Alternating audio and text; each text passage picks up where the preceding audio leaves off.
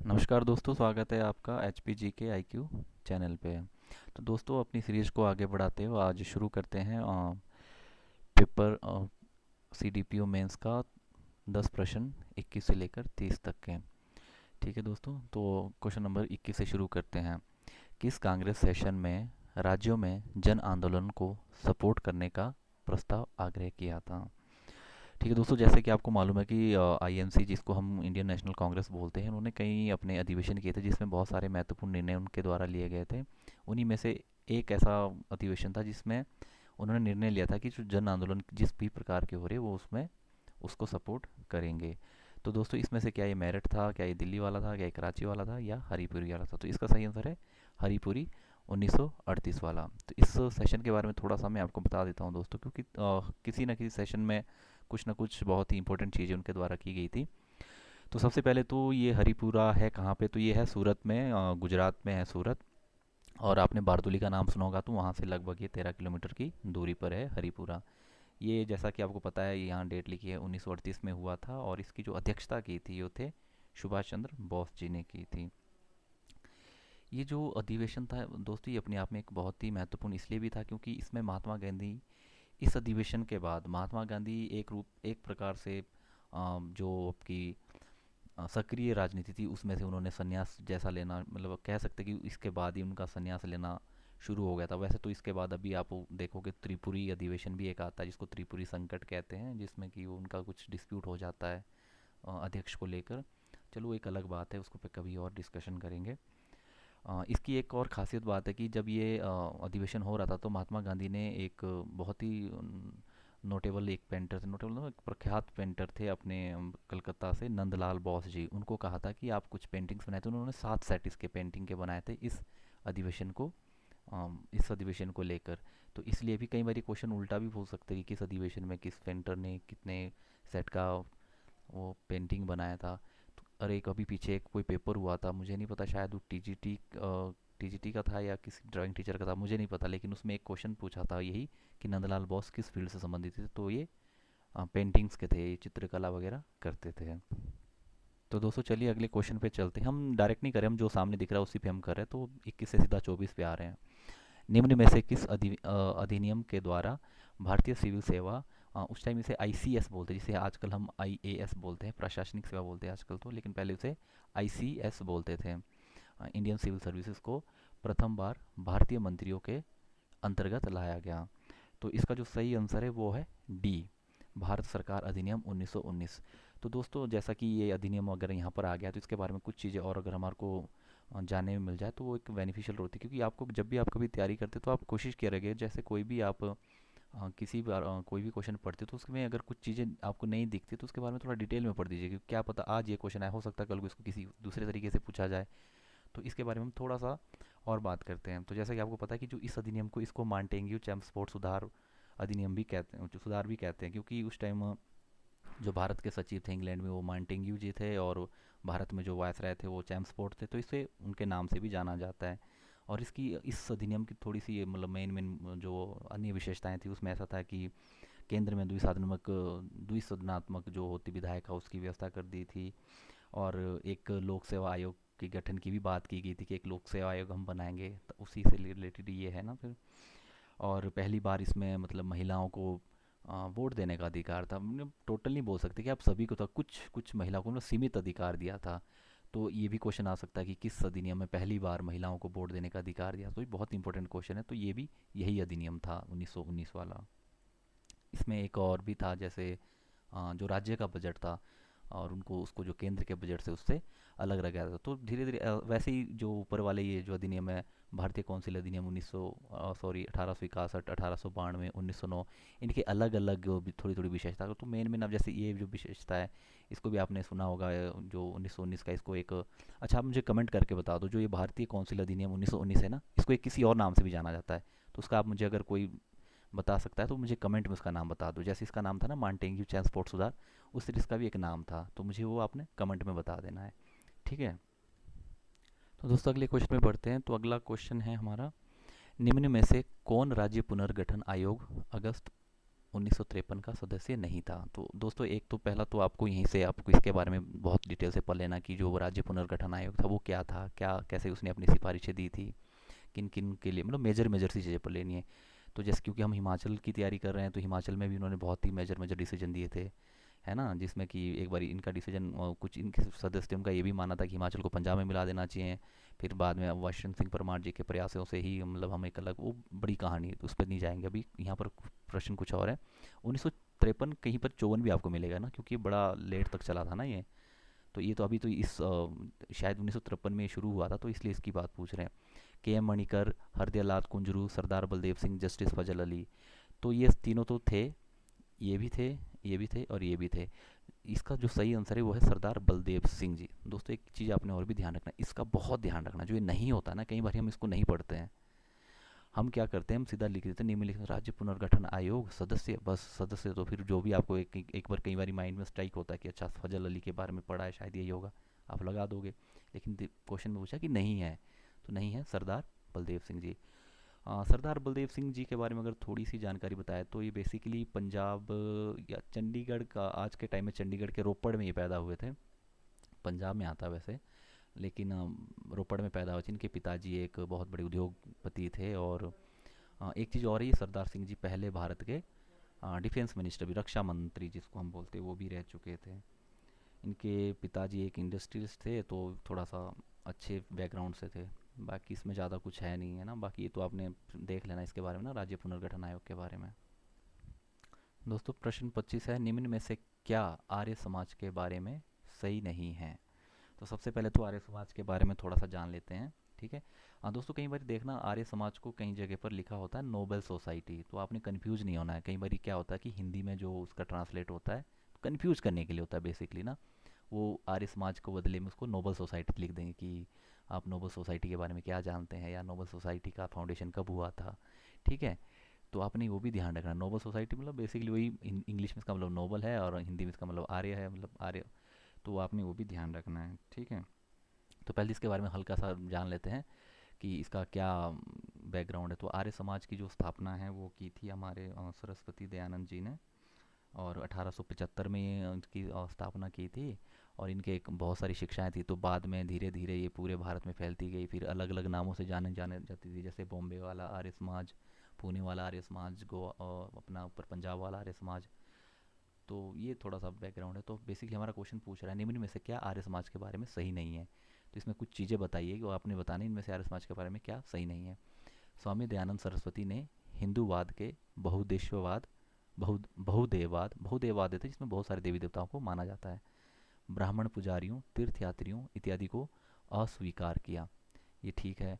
दयानंद की पुस्तक सत्यार्थ प्रकाश का प्रथम संस्करण 1875 में प्रकाशित किया, ये भी ठीक है। तो दोस्तों यहाँ से एक सवाल और भी बन जाता है, कई बार आपसे डायरेक्ट पूछ लेंगे, या तो ये पूछ लेंगे कि सत्यार्थ प्रकाश किसकी पुस्तक है, और आपको बहुत ये दयानंद ऑप्शन में दे देंगे, या फिर नहीं भी देंगे, उनमें से कोई नहीं बोल के। या फिर ये पूछ देंगे कि दयानंद सरस्वती ने कौन सी पुस्तक लिखी है, तो उसमें सत्यार्थ प्रकाश आपने ढूंढना है। या फिर ये पूछ सकते हैं कि ये जो पुस्तक है ये कब प्रकाशित हुई थी, तो या इसका प्रथम संस्करण कब प्रकाशित हुआ था, 1875 में, ठीक है। तो ये भी एक प्रश्न पूछ रहे हैं ना, तो ये भी सही है, ये भी सही है। सभी सत्य वेदों में है, ठीक है। तो जैसे आपको पता ही है कि इनका जो एक बहुत बड़ा स्लोगन आपने सुना होगा, वेदों की ओर चलो, तो ऑब्वियसली ये तो फिर होगा ही होगा कि सभी सत्य वेदों में।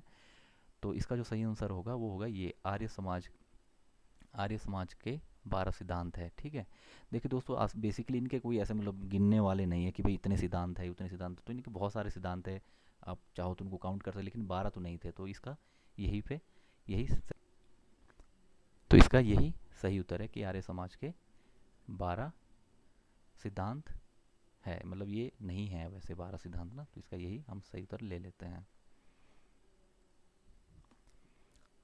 अगला प्रश्न दोस्तों, निम्न में से कौन सुमेलित नहीं है। हाँ ये भी आपने ध्यान, मैं बोर्डों ने देखी नहीं कितनी बारी आ गया कि नहीं वाले प्रश्न ना बहुत पूछे जा रहे हैं, तो आपने ध्यान रखना है, आपने देखना है कि कौन मेल है खाते हैं और कौन मेल नहीं खाते हैं। जी के गोखले, मतलब ये Gopal Krishna Gokhale, the servants of India society, बिल्कुल ठीक है, ये बिल्कुल खाती है, मतलब एक इनकी सोसाइटी थी, इनके द्वारा एक मूवमेंट शुरू किया था, ठीक है। B G Tilak, Poona public assembly, E V Ramaswamy Nayar, self respect movement, ये भी बिल्कुल ठीक है। इंडियन इंडिपेंडेंस लीग, रास बिहारी लीग, बिल्कुल ये भी ठीक है। दोस्तों जो ये इंडियन इंडिपेंडेंस लीग है, ये भी रास बिहारी ने, ठीक है।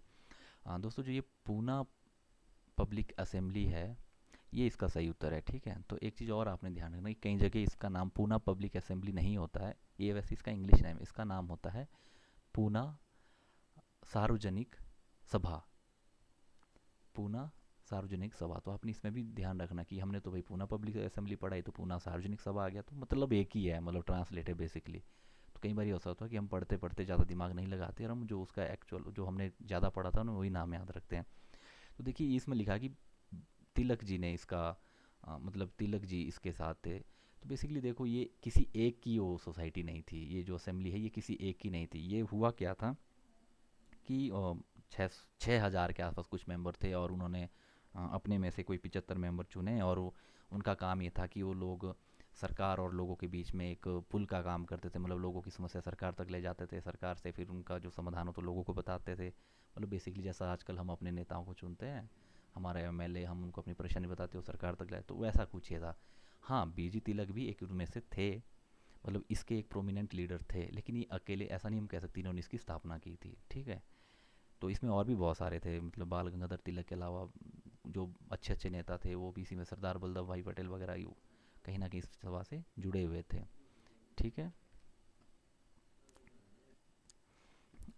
तो अगला क्वेश्चन है, पर्शियन की जगह उर्दू को प्रशासनिक भाषा में कब परिवर्तित किया गया।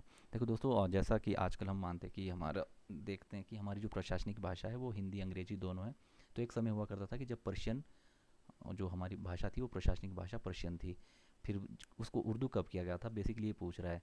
तो इसका जो सही उत्तर है वो है सी, 1837 में। थोड़ा सा दोस्तों इसके बारे में ना आपने इसका जो हिस्ट्री है ना, हिस्ट्री ऑफ, आपने ऐसा सर्च कर सकते हैं आप गूगल पे या फिर कहीं भी आप पढ़े तो, history of administrative language in India, ठीक है। तो पुराना सा आपको बता देगा, ठीक है। ज़्यादा मुझे भी इसके बारे में कुछ ज़्यादा पता नहीं है, तो बस इसका स्टेटिक सा याद रख लो कि भाई उर्दू की जगह, हो सकता है फिर ये पूछ ले कि उर्दू की जगह इंग्लिश कब रखी गई, तो वो भी आपने डेट याद देख लेनी है फिर, है ना। फिर पूछ लेंगे कि उर्दू इंग्लिश से हिंदी या फिर हिंदी अंग्रेजी दोनों कब रखी गई, कौन से अधिनियम में रखी गई, क्योंकि जो होती थी ना ये चीज़ें, जो चेंज होता था ये किसी ना किसी अधिनियम के द्वारा ही होते थे। तो ये भी आपने देख लेना है। तो अगला क्वेश्चन है दोस्तों, निम्नलिखित में से किस कमेटी ने मूलभूत शिक्षा की वृद्धा स्कीम वर्धा स्कीम को संपन्न किया। दोस्तों ये बहुत ही इम्पोर्टेंट स्कीम है, आपने जितना हो सकता है इसके बारे में पढ़िए। ये मेंस के लिए भी इम्पोर्टेंट है, ये प्री के लिए भी इम्पोर्टेंट है, किसी भी तरह से इसमें क्वेश्चन पूछा जा सकता है, क्योंकि ये पहली स्कीम थी। ये पहली स्कीम थी या पहली कमेटी थी जो नीचे में से है, कुछ में से कोई ये कमेटी जिसने एलिमेंट्री एजुकेशन या बेसिक एजुकेशन पे जोर दिया था, ठीक है। तो थोड़ा सा मैं इसके बारे में अगर आपको बताता हूँ, तो पहले इसका आंसर बता देते हैं। इसका जो आंसर है वो है जाकिर हुसैन कमेटी। तो इसके बारे में थोड़ा सा मैं बता देता हूँ कि हुआ क्या था कि 1937 में गांधी जी ने अपने जो उनकी पत्रिका थी एक हरिजन करके, उसमें एक आर्टिकल छापा था। उस आर्टिकल में उन्होंने लिखा था, मतलब अपने बेसिक एजुकेशन के बारे में कुछ उन्होंने पॉइंट्स दिए थे। तो उसी के ब्यास पे जो आर्टिकल छपा था उसी पे उन्होंने आह्वान किया था कि हम एक ऐसा कॉन्फ्रेंस या एक ऐसा सम्मेलन करना चाहिए जो कि एक एजुकेशन से ना बेसिक एजुकेशन में जुड़ा हो। और वो हुआ भी, all India national education conference करके एक हुआ, ठीक है। वो हुआ 1937 में ही हुआ, मतलब अक्टूबर के महीने में हुआ शायद, या अक्टूबर सितंबर में, देख लेना आपने वो। तो 1937 में ही वो हुआ फिर, क्योंकि हाँ 1937 में उन्होंने ये किया था ना, ये आर्टिकल छापा था, वो हुआ। और जो हुआ आप कहाँ पे, वो वर्धा में हुआ, जो ये जगह है ना वर्धा, एक जगह है वर्धा, वहाँ पर हुआ ये, ठीक है। वहाँ पर जब हुआ तो उसका जो प्रेसिडेंट वो खुद, मतलब उसको एक अध्यक्ष रखते हैं, जब भी कोई आप सम्मेलन करते हो तो उसके एक अध्यक्ष रखते हैं जिसकी अध्यक्षता में वो सम्मेलन चलता है। उसके अध्यक्ष खुद गांधी जी थे, ठीक है।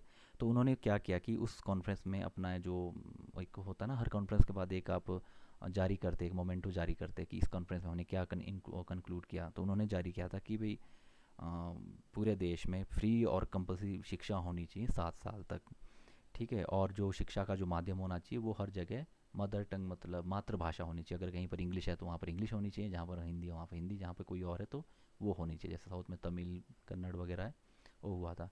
तो क्या हुआ कि इसी जो वर्धा जो conference, all India national education conference हुई थी। अच्छा, ये भी आपने ध्यान रखना है, all India national education conference, ठीक है, एजुकेशन कॉन्फ्रेंस।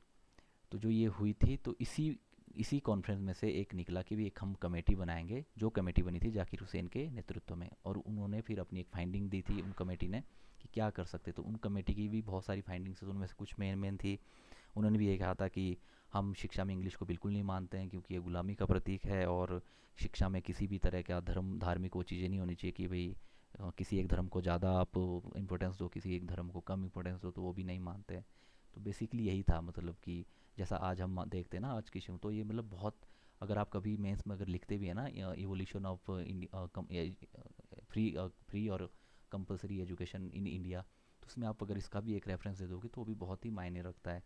मान लीजिए आप, मैं मेंस में आपसे कोई क्वेश्चन पूछ लिया कि भारत में जो मुक्त और अनिवार्य शिक्षा है उसके बारे में कुछ आप लिखिए, तो आप बैकग्राउंड में ये डाल सकते हैं कि इसकी जो शुरुआत है वो वर्धा स्कीम से हो चुकी थी 1937 में, जिसमें कि उनके ये पॉइंट्स थे, और देखिए आज भी हम उनको लागू करते हैं। ठीक है। बाकी जो कमेटी है, तो मुझे लगता नहीं वैसे कोई ऐसी कमेटी बनी होगी तो किसी बिल्कुल छोटे छोटे मामले, इतनी इंपॉर्टेंट कमेटियाँ नहीं है ये, जैसे ये शायद है राधा कृष्णन कमेटी ना, देख लेना आपने। बाकी ये तो मुझे नहीं लगती कभी अब्दुल कलाम आज़ाद, ये है भी तो उतनी इंपॉर्टेंस नहीं है, बाकी देख लेना आपने। लेकिन ये जाकिर हुसैन कमेटी बहुत ही इंपॉर्टेंट है। दोस्तों बढ़ते हैं अगले क्वेश्चन की तरफ। निम्नलिखित में से ब्रिटिश कलाकारों में से कौन मिनिएचर पेंटिंग्स की कला से जुड़ा हुआ है। तो दोस्तों सबसे पहले मैं आपको बताता हूँ कि मिनिएचर पेंटिंग्स दिखती कैसी है। तो यहाँ पर जो आप देख रहे हैं ना, ये जो पेंटिंग्स है, ये जैसे आपने देखा होगा कि ये ऑयल पेंटिंग है बेसिकली, है मिनिएचर आर्ट्स की जो ऑयल पेंटिंग है, मतलब अलग अलग होती है, तो oil painting, water paint, colour. तो इसमें आप देख रहे हो कि मतलब एक बड़ा 3D टाइप से कुछ पेंटिंग है। तो ये बहुत पहले से ये पेंटिंग्स चली आती थी, मतलब ना लगभग 1000 साल पहले से ये पेंटिंगें हैं। एक यहाँ पर और है, ये जैसे आप इस कुर्सी को अगर आप देखेंगे, इस कुर्सी को आप अगर देखेंगे तो ये भी एक मिनिएचर आर्ट्स पेंटिंग का एक एग्जाम्पल है। ठीक है।